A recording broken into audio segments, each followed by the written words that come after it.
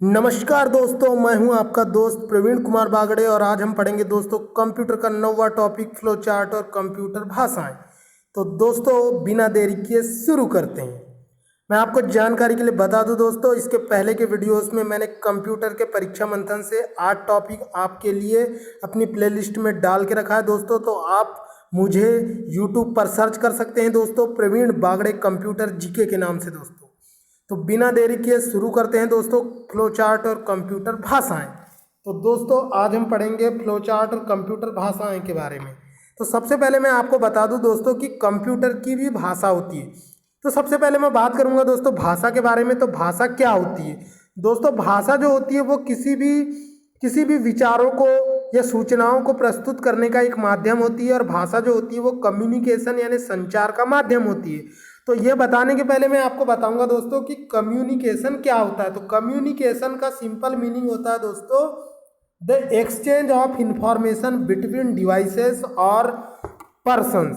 मतलब कि सूचनाओं का आदान प्रदान दो यंत्रों के बीच में या दो व्यक्तियों के बीच में क्या कहलाता है दोस्तों? संचार या कम्युनिकेशन कहलाता है। तो बात करेंगे हम भाषा का क्या रोल होता है संचार में।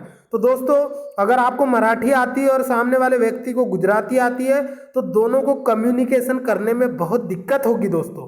ठीक उसी प्रकार हम बात करें कंप्यूटर की दोस्तों, तो कंप्यूटर एक मशीन होती है और मशीनों का एक अलग ही लैंग्वेज होती है जिसे मशीन लैंग्वेज कहा जाता है दोस्तों।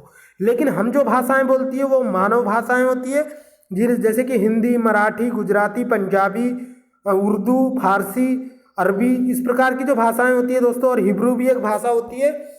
हम बात कर रहे हैं भाषाओं की दोस्तों। तो मैं आपको जानकारी के लिए बता दूं दोस्तों, कंप्यूटर में मुख्य रूप से दो प्रकार की भाषाएं होती है। कंप्यूटर में मुख्य रूप से दो प्रकार की भाषाएं होती है दोस्तों। बात करेंगे हम लैंग्वेज की, तो लैंग्वेज का मतलब होता है भाषा। और कंप्यूटर में दो प्रकार की लैंग्वेज होती है दोस्तों। एक होती है लो लेवल लैंग्वेज जिसे LLL कहा जाता है, और एक होती है हाई लेवल लैंग्वेज जिसे HLL कहा जाता है दोस्तों। तो लो लेवल लैंग्वेज की बात करेंगे तो लो लेवल लैंग्वेज जो होती है दोस्तों कंप्यूटर में दो प्रकार की होती है। कंप्यूटर में दो प्रकार की लो लेवल लैंग्वेज होती है दोस्तों। एक होती है बाइनरी लैंग्वेज जिसे कि मशीन लैंग्वेज कहा जाता है, और दूसरी होती है दोस्तों असेंबली लैंग्वेज, जिसे ये दोनों जो होती है दोस्तों मशीन लैंग्वेज और असेंबली लैंग्वेज, ये दोनों जो होती है दोस्तों ये लो लेवल लैंग्वेज होती है।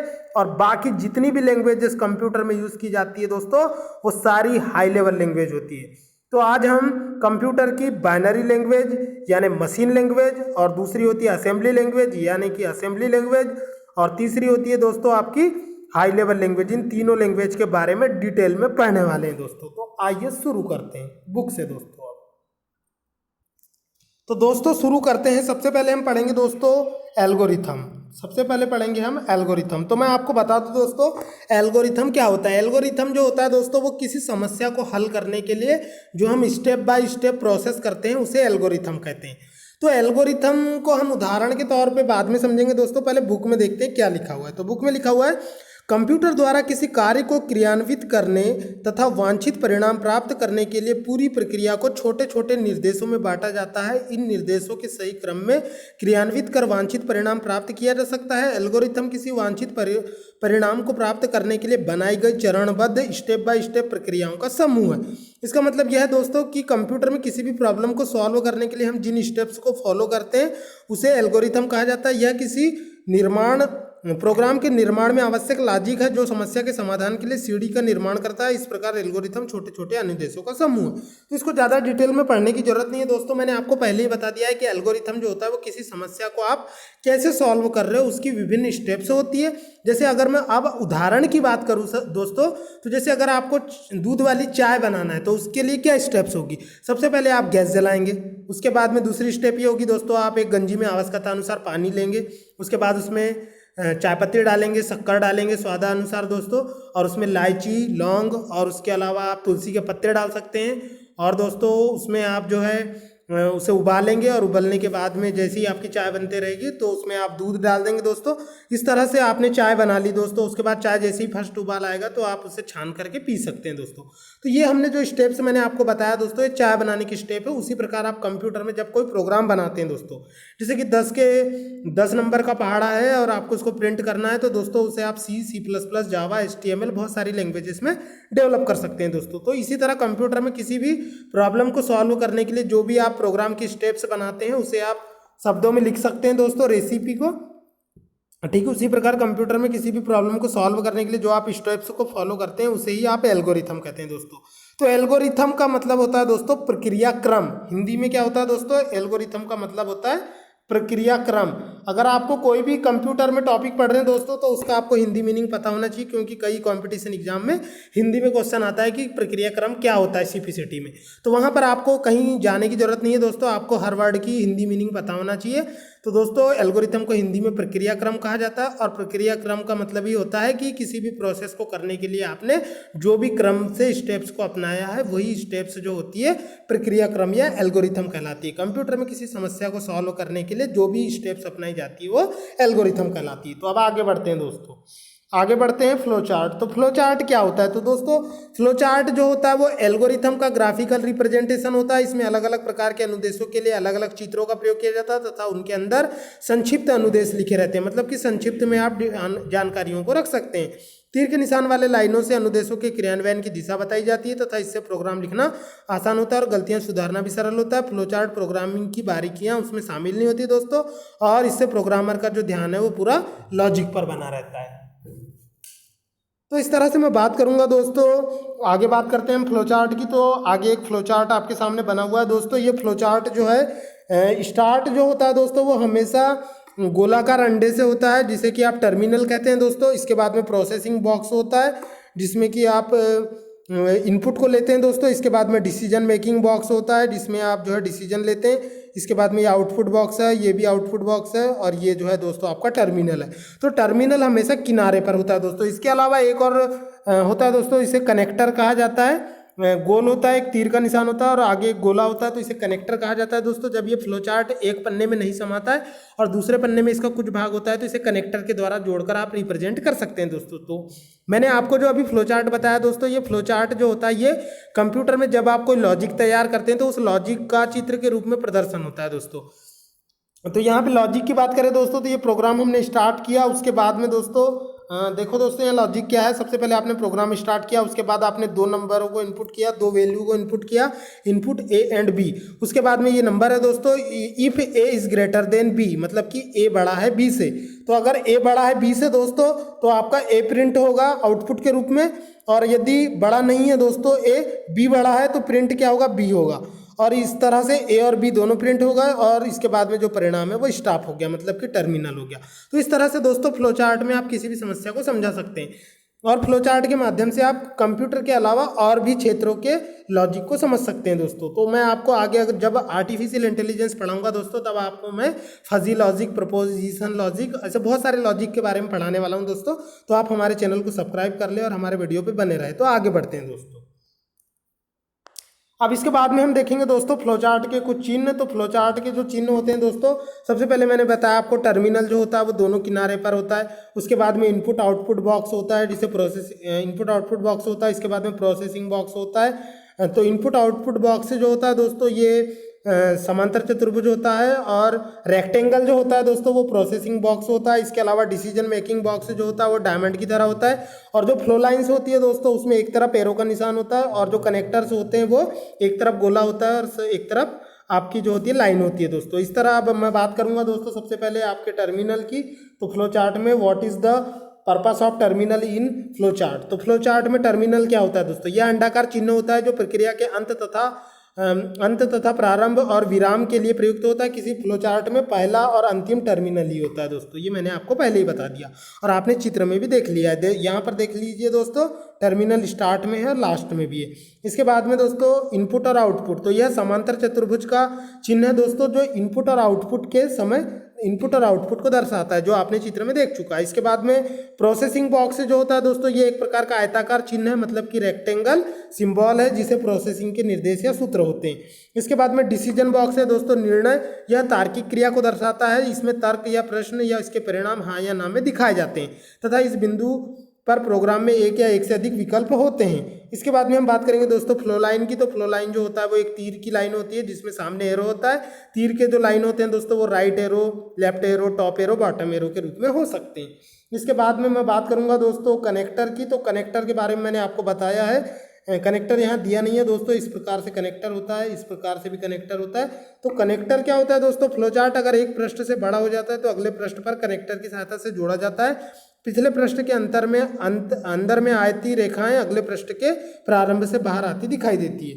तो इस तरह दोस्तों आपका फ्लो चार्ट कंप्लीट हो गया। ये था आपका टर्मिनल, ये था आपका इनपुट आउटपुट बॉक्स, ये डिसीजन बॉक्स, ये भी डिसीजन बॉक्स, ये भी आपका सॉरी दोस्तों, ये आपका टर्मिनल, ये आपका इनपुट बॉक्स, ये आपका आउटपुट बॉक्स, ये आपका आउटपुट बॉक्स, ये डिसीजन बॉक्स और ये टर्मिनल।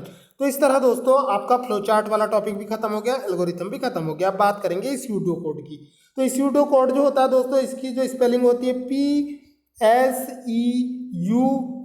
होती है दोस्तों। तो यहाँ P साइलेंट होता है, जैसे साइकोलॉजी में P साइलेंट होता है दोस्तों, वैसे इस यूडो कोड में भी P साइलेंट होता है दोस्तों। ठीक उसी प्रकार दोस्तों जैसे सुनामी लिखते हैं आप तो T सुनामी लिखते हैं, तो यहाँ पर भी दोस्तों T साइलेंट होता है। तो इंग्लिश का भी आपको विशेष ध्यान रखना है दोस्तों। इसके अलावा दोस्तों जो आपके नेमोनिक कोड होते हैं, तो नेमोनिक कोड जो होते हैं दोस्तों, उसमें भी MNEMONIC में नेमोनिक कोड जो होता है दोस्तों, उसमें भी M साइलेंट होता है। तो ऐसे इंग्लिश के बहुत से वर्ड होते हैं जहाँ पे साइलेंट वर्ड होते हैं दोस्तों। तो मैं आपको इंग्लिश नहीं पढ़ा रहा हूँ, अभी फिलहाल हम कंप्यूटर पे पढ़ रहे हैं दोस्तों। तो आगे बढ़ते हैं हम इस यूडो कोड पे। तो इस यूडो कोड के बारे में बता रहा था दोस्तों, इसकी स्पेलिंग होती है PSEUDO कोड, इस यूडो कोड। तो दोस्तों इस यूडो कोड के बारे में मैं बात कर रहा था। यह किसी समस्या के समाधान या किसी कार्य को क्रियान्वित करने के लिए जब प्रोग्राम को लॉजिक को तैयार करने का एक तरीका होता है दोस्तों। इसमें फ्लोचार्ट की तरह चिन्हों का प्रयोग न कर प्रोग्राम के तर्कों को साधारण बोलचाल और संक्षिप्त भाषा में लिखा जाता है। इसे मानव भाषा तथा प्रोग्रामिंग के बीच की कड़ी कहा जाता है। इसमें कम समय लगता है और पूरा ध्यान प्रोग्राम का लॉजिक तैयार करने पर होता है प्रोग्रामर का। इस यूडो कोड को प्रोग्रामिंग की भाषा में बदलना आसान होता है। इसे बनाने में फ्लोचार्ट में कम समय और मेहनत लगती है दोस्तों। तो मैं बात कर रहा हूँ दोस्तों इस यूडो कोड की। तो जैसे अगर हम बात करें दोस्तों इस यूडो कोड क्या है, तो अगर दोस्तों हमको स्पीच देना है या कहीं पे प्रेजेंटेशन देना है, तो हम काम की चीज़ें कागज़ पर लिख लेंगे दोस्तों, कि पहले मेरे को प्रस्तावना बोलना है, फिर उसके बाद मेरे को विज्ञान के प्रयोग बोलना है, फिर विज्ञान के अनुप्रयोग बोलना है, फिर उसके बाद विज्ञान के वरदान, फिर विज्ञान के अभिशाप, फिर उपसंहार। तो जैसे हम निबंध बनाते हैं दोस्तों, तो उसका जो सिनॉप्सिस तैयार करते हैं, तो वैसे किसी भी प्रोग्राम का सिनॉप्सिस या सारांश तैयार करने के लिए जो छोटे छोटे कोड्स का यूज़ किया जाता है दोस्तों, उसे स्यूडो कोड कहा जाता है। तो स्यूडो कोड के यहाँ पे एक एग्जांपल दिया हुआ है दोस्तों आपकी बुक में, जो हमने अभी इसके पहले फ्लोचार्ट पढ़ा दोस्तों, उसी का स्यूडो कोड है। सबसे पहले हम स्टार्ट करेंगे प्रोग्राम को, फिर इनपुट करेंगे दो वैल्यू A एंड B, फिर उसके बाद में कंपेयर करेंगे कि who is bigger than each other, तो उनमें दोनों में से कौन सा बड़ा है। उसके बाद में if A is greater than print A, and if B is greater than print B, या इल्स प्रिंट B। तो इसका मतलब यह है दोस्तों कि सबसे पहले हम प्रोग्राम को स्टार्ट करेंगे, उसके बाद में A और B को इनपुट करेंगे, फिर A B को कंपेयर करेंगे। A बड़ा है तो प्रिंट A होगा, या फिर B बड़ा है तो प्रिंट B होगा। तो ये स्यूडो कोड हो गया दोस्तों। तो मैंने आपको बताया ना कि प्रस्तावना या सिनॉप्सिस तैयार करते हैं, तो इसी तरह से संक्षिप्त हो गया दोस्तों। तो इससे आप प्रोग्राम का लॉजिक आसानी से तैयार कर सकते हैं। इसके बाद में हम बात करेंगे दोस्तों कंप्यूटर की भाषाओं की। तो मैंने आपको बताया दोस्तों कि कंप्यूटर जो होता है वो मनुष्य की भाषाओं को नहीं समझता है, कंप्यूटर की एक अलग ही भाषा होती है। तो प्रत्येक कंप्यूटर के माइक्रो प्रोसेसर की संरचना के ऊपर जो भाषा डिपेंड होती है दोस्तों, वो कंप्यूटर की मशीन लैंग्वेज कहलाती है। कंप्यूटर की आंतरिक संरचना पर जो भाषा निर्भर करती है दोस्तों, वो कंप्यूटर की लो लेवल लैंग्वेज या मशीन लैंग्वेज कहलाती है। और लो लेवल लैंग्वेज दो प्रकार की होती है दोस्तों, मैंने आपको बता दिया। एक होती है बाइनरी लैंग्वेज और दूसरी होती है आपकी असेंबली लैंग्वेज। तो बाइनरी लैंग्वेज जो होती है दोस्तों, वो 0-1 से मिलकर बनी होती है, और आपकी जो असेंबली लैंग्वेज होती है दोस्तों, वो नेमोनिक कोड से मिलकर बनी होती है। तो बात करेंगे दोस्तों सबसे पहले हम यहाँ पे कंप्यूटर की भाषाओं की। तो कंप्यूटर हार्डवेयर द्वारा किसी वांछित कार्य को संपन्न कराने की जिम्मेदारी सॉफ्टवेयर या प्रोग्राम पर होती है। तो कंप्यूटर आपस में कंप्यूटर प्रोग्राम आपस में जुड़े हुए निर्देशों का समूह होता है जिसे किसी विशेष कार्य के लिए डिजाइन किया जाता है। तो प्रोग्राम लिखने की प्रक्रिया को प्रोग्रामिंग कहते हैं। तो प्रोग्राम जिस कोड में लिखा जाता है उसे प्रोग्रामिंग लैंग्वेज कहा जाता है, और जो व्यक्ति प्रोग्राम तैयार करता है उसे प्रोग्रामर कहा जाता है। तो प्रोग्रामिंग को 3 भागों में डिवाइड किया गया है दोस्तों, मशीन भाषा, असेंबली भाषा और उच्च स्तरीय भाषा। तो मशीन भाषा और असेंबली भाषा को लो लेवल लैंग्वेज कहते हैं दोस्तों। लो लेवल लैंग्वेज क्या कहते हैं दोस्तों? LLL यानी लो लेवल लैंग्वेज। तो दोस्तों मशीनी भाषा और असेंबली भाषा लो लेवल लैंग्वेज कहलाती है, और हाई लेवल लैंग्वेज में बहुत सारे एग्जांपल आते हैं जो मैं आपको आगे पढ़ाने वाला हूँ। सबसे पहले मैं बात करूंगा दोस्तों आपकी बाइनरी लैंग्वेज की या मशीन लैंग्वेज की। तो वास्तव में दोस्तों आपका जो कंप्यूटर होता है वो एक इलेक्ट्रॉनिक सर्किट होता है जो केवल ऑन और ऑफ पर वर्क करता है दोस्तों। जब वोल्टेज हाई होता है तो वो उसे वन समझता है, और जब वोल्टेज लो होता है दोस्तों तो उसे ऑफ समझता है या 0 समझता है। तो प्रत्येक कंप्यूटर प्रोसेसर की विशिष्ट मशीनी भाषा होती है दोस्तों, जो प्रोसेसर बनाने वाली कंपनी और प्रोसेसर के डिज़ाइन पर निर्भर करता है। इसका मतलब यह है दोस्तों कि हर कंप्यूटर की प्रोग्रामिंग लैंग्वेज अलग होती है, क्योंकि प्रत्येक कंप्यूटर का जो प्रोसेसर होता है वो अलग अलग होता है। तो बात करेंगे दोस्तों हम मशीन लैंग्वेज की। तो मशीन लैंग्वेज में क्या प्रॉब्लम थी? तो मशीन लैंग्वेज में ये प्रॉब्लम थी दोस्तों कि अगर आपने मशीन लैंग्वेज में कोई प्रोग्राम कंप्यूटर पर बनाया और उसे दूसरे कंप्यूटर पर ले जाकर आप चलाते हैं तो वह रन नहीं हो पाता है, क्योंकि दूसरे कंप्यूटर का जो प्रोसेसर होता है उसकी जो इंटरनल संरचना होती है वो अलग अलग होती है दोस्तों। तो इस वजह से क्या होता है कि आपके द्वारा मशीन लैंग्वेज में बनाया गया कंप्यूटर में प्रोग्राम, मशीन लैंग्वेज का प्रोग्राम उसी कंप्यूटर पर चलता है जिस कंप्यूटर पर उसे डेवलप किया जाता है। लेकिन जो हाई लेवल लैंग्वेज होती है दोस्तों उसका प्रोग्राम जो है आप एक कंप्यूटर पर बनाकर पेन ड्राइव में कॉपी करके दूसरे कंप्यूटर पर भी आसानी से चला सकते हैं। तो दोस्तों हम आगे बढ़ेंगे। तो मशीनी भाषा के 2 भाग होते हैं दोस्तों। पहला भाग जो होता है वो कमांड होता है, और दूसरा भाग जो होता है वो ऑपरेशन कोड होता है। तो दूसरा भाग जो होता है वो ऑपरेंड कहलाता है, जो कि कंप्यूटर मेमोरी में प्रोसेस किए जाने वाले डेटा की स्थिति या लोकेशन को बताता है। तो ऑपरेशन और ऑपरेंड। इसके बाद में हम बात करेंगे दोस्तों मशीनी भाषा के लाभ। तो मशीनी भाषा जो होती है दोस्तों ये कंप्यूटर का इंटरनल सर्किट इसे समझ लेता है, तो इसे समझने के लिए कोई ट्रांसलेशन सॉफ्टवेयर की ज़रूरत नहीं होती। तो मैंने आपको प्रीवियस वीडियो में दोस्तों असेंबलर, कंपाइलर और इंटरप्रेटर के बारे में बताया है। तो असेंबलर, कंपाइलर और इंटरप्रेटर जो होते हैं तीनों लैंग्वेज ट्रांसलेटर होते हैं दोस्तों, जो कि अन्य स्तरीय भाषा को मशीनी स्तरीय भाषा में बदलते हैं दोस्तों। तो मशीनी भाषा में प्रोग्राम के क्रियान्वयन की गति भी तेज होती है, और मशीनी भाषा में लैंग्वेज ट्रांसलेटर की जरूरत नहीं होती। लेकिन मशीनी भाषा की कुछ कमियां भी होती है दोस्तों।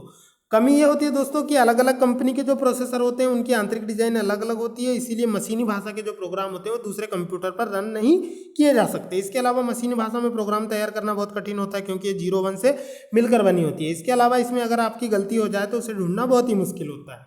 इसके बाद में हम बात करेंगे दोस्तों असेंबली लैंग्वेज की।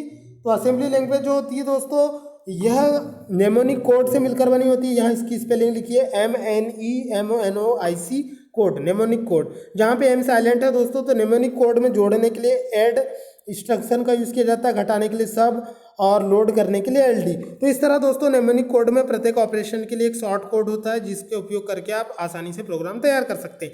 लेकिन दोस्तों इसकी हानि यह होती है कि इसमें अगर आपने प्रोग्राम तैयार कर लिया है तो इसे क्या होता है दोस्तों कि मशीन लैंग्वेज में बदलने के लिए लैंग्वेज ट्रांसलेटर की ज़रूरत पड़ती है। तो यहाँ पे दिया है दोस्तों, आपने असेंबली भाषा में प्रोग्राम लिखा या असेंबलर के पास गया और फिर इसे मशीनी भाषा या ऑब्जेक्ट कोड में बदला गया। तो असेंबली भाषा में लिखा गया प्रोग्राम सोर्स कोड कहलाता है, और जो भी आपका मशीन लैंग्वेज होती है वो ऑब्जेक्ट कोड कहलाती है। तो असेंबली भाषा के लाभ।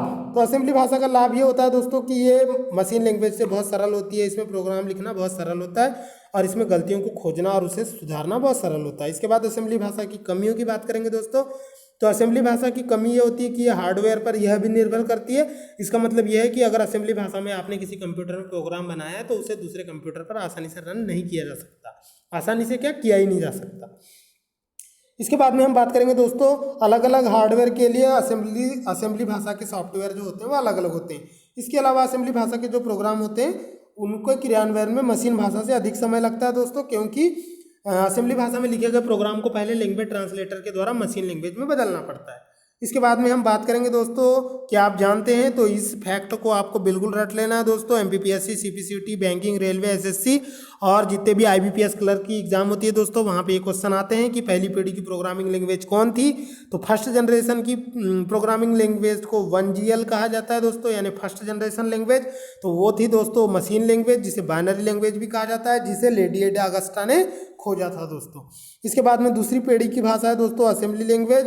तो असेंबली लैंग्वेज में नेमोनिक कोड का यूज़ किया जाता है दोस्तों। असेंबली लैंग्वेज जो है ये द्वितीय पीढ़ी की कंप्यूटर लैंग्वेज है दोस्तों। इसके बाद तीसरी पीढ़ी की जो कंप्यूटर लैंग्वेज है दोस्तों उसे उच्च स्तरीय भाषा कहा जाता है। और पहली हाई लेवल लैंग्वेज थी फोर्ट्रॉन, जिसका विकास डब्ल्यू बेकस ने किया था दोस्तों। इसके बाद चौथी पीढ़ी की लैंग्वेज जो है दोस्तों उसे डोमेन आधारित भाषा या डीबीएमएस आधारित भाषा भी कहा जाता है दोस्तों। तो डीबीएमएस भाषा जैसे एसक्यूएल, ओरेकल, ये जो भाषाएं हैं दोस्तों इनका आविष्कार जो है वो चौथी पीढ़ी में किया गया। इसके बाद जो पांचवी पीढ़ी की भाषा है दोस्तों ये आर्टिफिशियल इंटेलिजेंस पर आधारित भाषा है। इसके बाद हम आगे बढ़ते हैं दोस्तों। इसके बाद हम आगे बढ़ेंगे दोस्तों उच्च स्तरीय भाषा की ओर। तो उच्च स्तरीय भाषा के बारे में मैं आपको बता दूं दोस्तों, ये क्या होती है कि ऊंचे स्तर की भाषा होती है, मतलब कि ऐसी भाषा जिसे सीखना सरल होता है, जिसे कंप्यूटर को समझना सरल होता है। तो इसे दोस्तों जो हाई लेवल लैंग्वेज होती है इसे तीसरी पीढ़ी की कंप्यूटर लैंग्वेज कहा जाता है। तो कई कंपटीशन एग्जाम में क्वेश्चन आता है दोस्तों कि तीसरी पीढ़ी की प्रोग्रामिंग लैंग्वेज कौन सी थी, तो उत्तर होता है दोस्तों उसका HLL, मतलब कि हाई लेवल लैंग्वेज। तो दोस्तों इसे तीसरी पीढ़ी की लैंग्वेज कहा जाता है। यह बोलचाल व लेखन में प्रयुक्त काफ़ी सरल भाषा होती है दोस्तों। इसमें प्रयोक्ता के लिए समझना आसान होता है। इस भाषा में विभिन्न प्रकार के कंप्यूटर सॉफ्टवेयर आसानी से बनाए जा सकते हैं। इस भाषा का दोस्तों कंप्यूटर की आंतरिक संरचना पर कोई प्रभाव नहीं पड़ता है और इस भाषा में कंपाइलर और इंटरप्रेटर की जरूरत पड़ती है। तो दोस्तों जो हाई लेवल लैंग्वेज होती है दोस्तों इसे सीखना बहुत सरल होता है। तो बात करेंगे दोस्तों कुछ हाई लेवल लैंग्वेज की, तो कोबोल, लोगो, बेसिक, अलगोल, C++, कोमाल, प्रोलॉग, पास्कल, जावा, C#, RPG यानी रिपोर्ट प्रोग्राम जनरेटर, लिस्प और स्नोबॉल। तो इन सभी के बारे में मैं आपको आगे डिटेल में बताने वाला हूं दोस्तों। तो सबसे पहले बात करेंगे हम उच्च स्तरीय भाषा के लाभ की। तो दोस्तों मैं आपको जानकारी के लिए बता दूं उच्च स्तरीय भाषा का लाभ ये होता है कि इसमें हम जो है किसी भी कंप्यूटर पर प्रोग्राम बनाकर अन्य कंप्यूटर पर ले जाकर आसानी से चला सकते हैं। इसके अलावा दोस्तों दूसरा इसका फायदा ये होता है कि उच्च स्तरीय भाषा जो होती है वो मशीन डिपेंडेंट नहीं होती, मशीन इंडिपेंडेंट होती है, मतलब कि मशीन स्वतंत्र होती है। इसके अलावा दोस्तों यह भाषा सीखने में आसान है और बोलचाल में लिखना व पढ़ना सरल है। उच्च स्तरीय भाषा जो होती है दोस्तों इसमें त्रुटियां भी कम होती है। इसके बाद में हम बात करेंगे दोस्तों उच्च स्तरीय भाषा की कमियों की। तो उपयोग से पहले कंपाइलर या इंटरप्रेटर जो होता है दोस्तों वो मशीन भाषा में बदलता है, जिससे क्या होता है इसकी प्रोसेसिंग गति स्लो हो जाती है और प्रत्येक भाषा के लिए अलग अलग कंपाइलर और इंटरप्रेटर की जरूरत पड़ती है। इसके अलावा दोस्तों उच्च स्तरीय भाषा जो होती है ये जो होती है दोस्तों इसे सीखना भी पड़ता है। इसके बाद में हम बात करेंगे दोस्तों फोर्ट्रॉन की। क्या आप जानते हैं, तो बहुत ही इंपॉर्टेंट फैक्ट है दोस्तों, इससे कंपटीशन एग्जाम में क्वेश्चन बनता है। फोर्ट्रॉन पहली उच्च स्तरीय भाषा है जिसका विकास 1957 में IBM कंपनी के जॉन बेकस ने किया था या जे बेकस ने किया था। तो दोस्तों आपको हमारा वीडियो कैसा लग रहा है, आपको वीडियो को बिल्कुल बीच में नहीं छोड़ना है, अंतिम समय तक बने रहना है। तो आगे बढ़ते हैं दोस्तों। 1957 में यानी कि आज़ादी के 10 साल बाद पहली लैंग्वेज आई थी दोस्तों। आज़ादी के 10 साल बाद आई थी 1957 में पहली लैंग्वेज, जिसका नाम था फोर्ट्रॉन, जिसे IBM के कर्मचारी जॉन बेकस ने डेवलप किया था। तो इस फैक्ट को आपको बिल्कुल घोट डालना है दोस्तों। अब आगे बढ़ते हैं तो बात करते हैं दोस्तों चौथी पीढ़ी की भाषा। तो चौथी पीढ़ी की जो भाषा थी दोस्तों मैंने आपको बता दिया कि ये भाषा क्या थी, डोमेन आधारित भाषा थी या DBMS की भाषा थी दोस्तों, जो डेटाबेस तैयार करने के काम आती है। तो बात करेंगे दोस्तों यह उच्च स्तरीय भाषा है जिसे क्रियान्वित करने के लिए निर्देशों की संख्या कम होती है। इसमें इसे लिखना आसान और तीव्र है। तो चौथी पीढ़ी की भाषा डोमेन आधारित भाषा है। इसका प्रयोग डेटाबेस प्रबंधन, वेब आधारित संरचना के विकास आदि में किया जाता है। चौथी पीढ़ी की भाषा प्रोग्रामरों के लिए आसान है।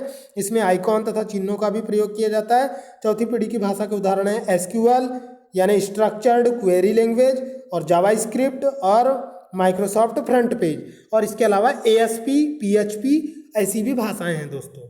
तो अब आगे बढ़ते हैं दोस्तों पांचवी पीढ़ी की भाषा के ऊपर।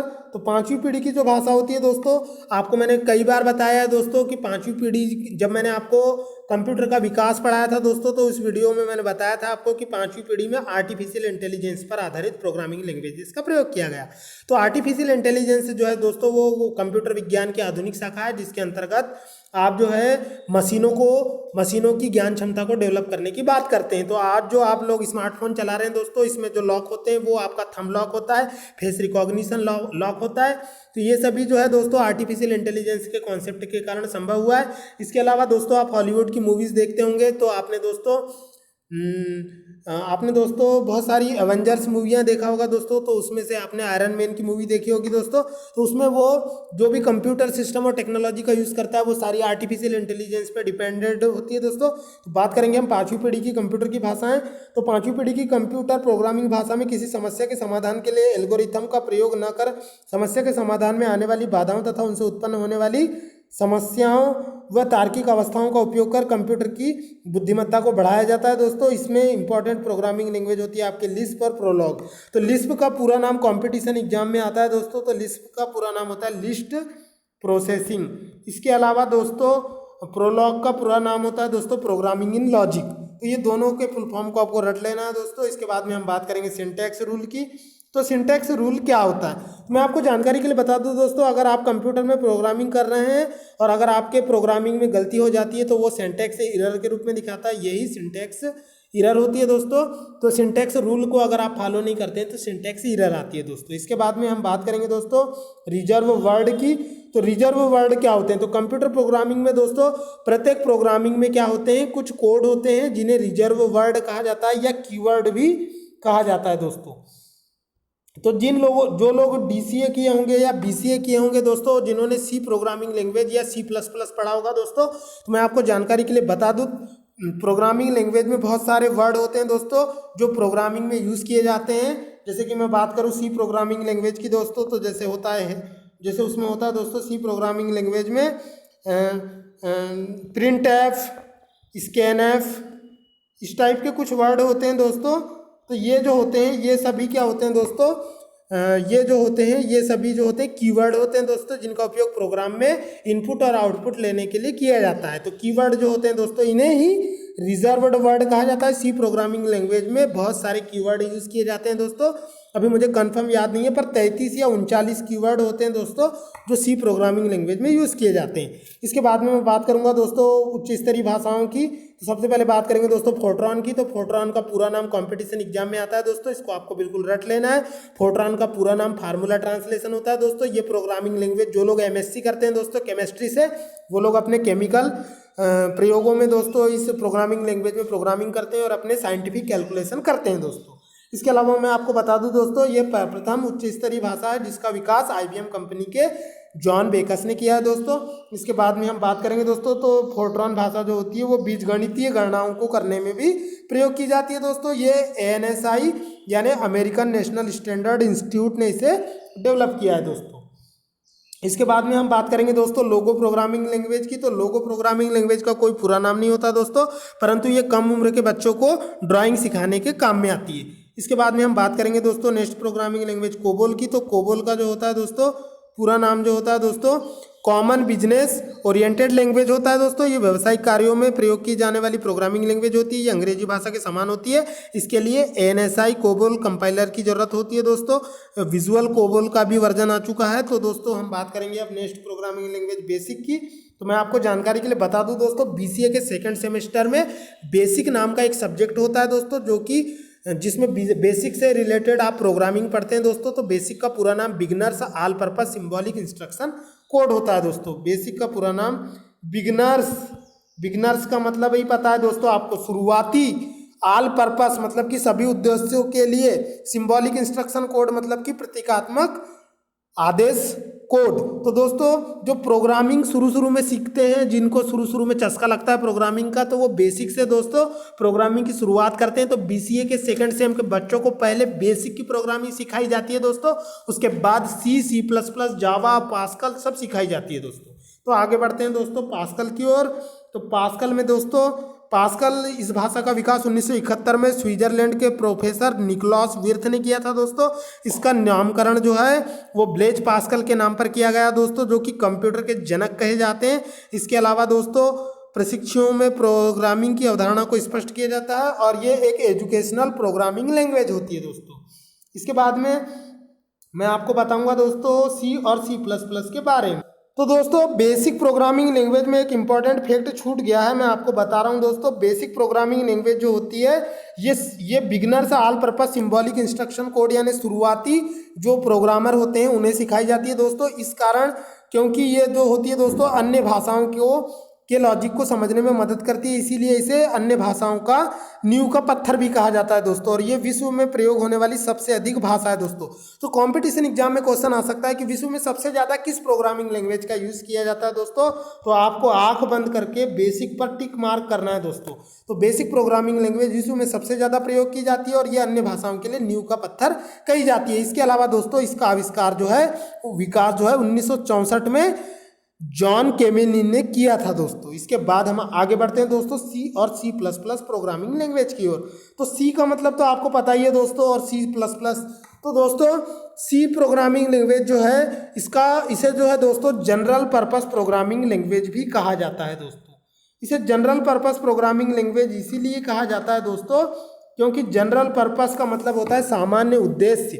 सामान्य उद्देश्य की प्रोग्रामिंग लैंग्वेज इसलिए कहा जाता है दोस्तों क्योंकि इसमें सामान्य उद्देश्य के छोटे छोटे प्रोग्राम बनाए जाते हैं कि 3 नंबरों में बड़ा नंबर कौन सा है, 3 नंबरों को बढ़ते क्रम में लिखो, या 10 का पहाड़ा प्रिंट करो, या फिर ऐसे छोटे मोटे प्रोग्राम जो होते हैं दोस्तों वो सी प्रोग्रामिंग लैंग्वेज में डेवलप किए जाते हैं, इसीलिए इसे जनरल पर्पस प्रोग्रामिंग लैंग्वेज किया जाता है।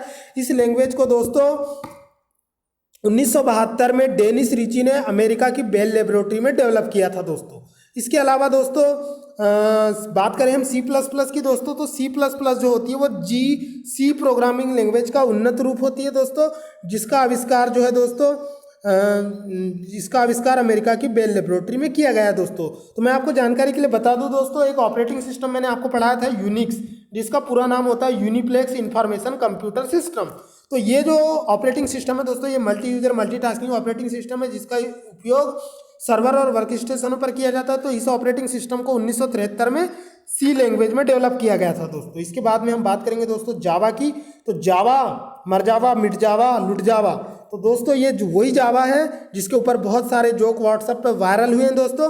तो जावा प्रोग्रामिंग लैंग्वेज जो है दोस्तों ये वही प्रोग्रामिंग लैंग्वेज है जिसे इंटरनेट के लिए वरदान माना जाता है। और इंटरनेट जो है दोस्तों उसका पूरा नाम इंटरनेशनल नेटवर्क होता है और इंटरनेट का पिता विंटन जी सर्फ को कहा जाता है दोस्तों। तो बात करेंगे हम जावा लैंग्वेज की दोस्तों, तो इसका विकास 1991 में सन माइक्रो सिस्टम कंपनी के द्वारा जेम्स गेसेलिंग ने किया था दोस्तों। तो जेम्स गेसेलिंग ने 1991 में सन माइक्रो सिस्टम कंपनी के द्वारा जावा प्रोग्रामिंग लैंग्वेज का डेवलप किया था दोस्तों। ये प्रोग्रामिंग लैंग्वेज इंटरनेट के लिए वरदान कही जाती है दोस्तों। पुराने समय में साधु लोग और जो योगी लोग होते थे दोस्तों वो योग करते थे और बहुत तपस्या करते थे और भगवान जी प्रकट होते थे और बोलते थे वर मांगो, वरदान मांगो। तो वैसे ही दोस्तों इंटरनेट के लिए ये भाषा वरदान मानी जाती है दोस्तों। इसके बाद में हम बात करेंगे दोस्तों, इस भाषा का जो प्रयोग है दोस्तों टीवी, टेलीफोन आदि में किया जाता है, एनिमेशन और वेब एप्लीकेशन में किया जाता है। इसके अलावा दोस्तों इस भाषा में कंपाइल किया गया कोड मशीन के प्रकार पर निर्भर नहीं करता, मतलब कि इस भाषा में डेवलप किया गया प्रोग्राम दोस्तों विश्व के किसी भी कंप्यूटर पर रन किया जा सकता है दोस्तों। आगे बढ़ते हैं दोस्तों, अलगोल जो होती है दोस्तों इस प्रोग्रामिंग लैंग्वेज का पूरा नाम एल्गोरिथमिक लैंग्वेज होता है दोस्तों। यह उच्च स्तरीय भाषा का प्रयोग बीजगणितीय गणनाओं में किया जाता है। इसके बाद में हम बात करेंगे दोस्तों कोमल की, तो इसका पूरा नाम दोस्तों कॉमन एल्गोरिथमिक लैंग्वेज होता है। ये मध्यम स्तर के छात्रों के लिए प्रयोग की जाती है। इसके बाद में हम बात करेंगे दोस्तों प्रोलॉग की, तो इसका विकास 1972 में फ्रांस में किया गया था दोस्तों। इसमें समस्याओं के समाधान में तर्क की प्रधानता दी जाती है। आर्टिफिशियल इंटेलिजेंस पर आधारित प्रोग्रामिंग लैंग्वेज होती है दोस्तों। इसका फुल फॉर्म लॉजिक प्रोग्रामिंग होता है। इसका पूरा नाम दोस्तों प्रोग्रामिंग इन लॉजिक होता है। अब आगे बढ़ते हैं दोस्तों सी शार्प के बारे में। तो सी शार्प जो होती है दोस्तों ये ऑब्जेक्ट ओरिएंटेड प्रोग्रामिंग लैंग्वेज होती है, जिसका विकास माइक्रोसॉफ्ट ने इंटरनेट के डेवलपमेंट के लिए किया था। यह भाषा जो है दोस्तों यूरोपियन कंप्यूटर मैन्युफैक्चरर एसोसिएशन द्वारा तथा इंटरनेशनल स्टैंडर्ड ऑर्गेनाइजेशन यानी ISO के द्वारा मान्यता प्रदत्त है दोस्तों। तो मैं आपको बता दूं दोस्तों कि ऑब्जेक्ट ओरिएंटेड प्रोग्रामिंग लैंग्वेज क्या होती है। तो मैं आपको जानकारी के लिए बता दूं दोस्तों, जैसे मोबाइल क्या है, एक ऑब्जेक्ट है। वैसे मैं बात करूं दोस्तों पेन भी एक ऑब्जेक्ट है। फ्रूट्स मतलब जैसे मैं बात करूं दोस्तों मैंगो एक ऑब्जेक्ट है, एप्पल एक ऑब्जेक्ट है, ग्रेप्स एक ऑब्जेक्ट है। लेकिन मैं बात करूं दोस्तों फ्रूट्स का मतलब होता है फल, तो फल के अंदर मैंगो भी आ जाएगा, फ्रूट भी आ जाएगा, बनाना भी आ जाएगा, आपका एप्पल भी आ जाएगा। तो फ्रूट क्या है दोस्तों, एक प्रकार की क्लास है, फल एक प्रकार की क्लास है, लेकिन फल के अंदर जैसे आम, अमरूद, बनाना, केला, ये सभी जो है फल क्या है, एक ऑब्जेक्ट है दोस्तों। तो इस तरह से ऑब्जेक्ट एंड क्लास होते हैं दोस्तों। तो जब हम ऑब्जेक्ट ओरिएंटेड प्रोग्रामिंग लैंग्वेज में कोई प्रोग्राम डेवलप करते हैं तो उसमें क्लास और ऑब्जेक्ट को डिक्लेयर करना बहुत ही जरूरी होता है दोस्तों।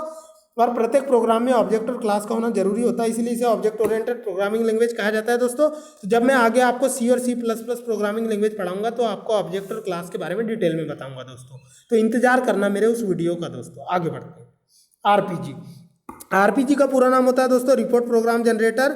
यह जो होती है दोस्तों एक ऐसी सरल भाषा होती है जिसका उपयोग व्यावसायिक कंप्यूटरों में किया जाता है। इसका विकास भी IBM कंपनी ने किया है दोस्तों। तो IBM कंपनी का पूरा नाम इंटरनेशनल बिजनेस मशीन होता है दोस्तों। ये वही कंपनी है जिसकी स्थापना अमेरिका के जनसंख्या विभाग के कर्मचारी हरमन हॉलीरथ ने किया था दोस्तों। आगे बढ़ते हैं। तो बात करेंगे दोस्तों लिस्प की। तो लिस्प का पूरा नाम होता है दोस्तों लिस्ट प्रोसेसिंग। यह भी एक प्रकार की आर्टिफिशियल इंटेलिजेंस लैंग्वेज है दोस्तों, जिसका विकास जो है 1959 में जॉन मैकार्थी द्वारा किया गया था दोस्तों। यह एक प्रकार की फंक्शनल प्रोग्रामिंग लैंग्वेज है दोस्तों, जिसका उपयोग जो है गैर सांख्यिकीय डेटा को प्रोसेसिंग में किया जाता है। मतलब कि दोस्तों जैसे कि गैर सांख्यिकीय डेटा मतलब कि जिसे गिना नहीं जा सकता, जैसे कि बात करें हम दोस्तों फेस रिकॉग्निशन सिस्टम की, तो वहाँ पे कोई गिन नहीं सकते। तो इस टाइप से जो प्रोग्रामिंग होती है दोस्तों वो लिस्प में की जाती है। इसके बाद में हम बात करेंगे दोस्तों सब प्रोग्राम की। तो किसी बड़ी समस्या को जब आप छोटे छोटे पार्ट में डिवाइड करते हैं दोस्तों, तो ठीक उसी प्रकार जब आप किसी प्रोग्राम को या लॉजिक को तैयार करते हैं और उसे छोटे छोटे पार्ट में डिवाइड करते हैं, तो उसके छोटे छोटे पार्ट ही दोस्तों सब प्रोग्राम कहलाते हैं। इसके अलावा एक रोचक तथ्य है दोस्तों जिसको आपको डिटेल में देखना है कि सभी हाई लेवल लैंग्वेज में वर्णमाला के अक्षर A से लेके Z और इंडो अरबिक अंकों यानी 1 से लेके 9 तक के संख्याओं। इंडो अरबिक का मतलब होता है दोस्तों कि भारतीय और अरबी सभ्यता से मिश्रित वर्डों का प्रयोग किया जाता है दोस्तों। इस तरह दोस्तों आपको मेरा वीडियो कैसा लगा, आपने अंतिम समय तक देखा, मैं आपका धन्यवाद करता हूं दोस्तों। तो मैं था आपका दोस्त इंजीनियर प्रवीण कुमार बागड़े। आपको मेरा वीडियो कैसा लगा, आप हमारे इन वीडियोस को लाइक करें, कमेंट करें और दोस्तों के साथ ज़्यादा से ज़्यादा शेयर करें दोस्तों। मैं मिलूंगा आपको अगले वीडियो में, तब तक के लिए टाटा बाय बाय, खुदा हाफिज़ दोस्तों।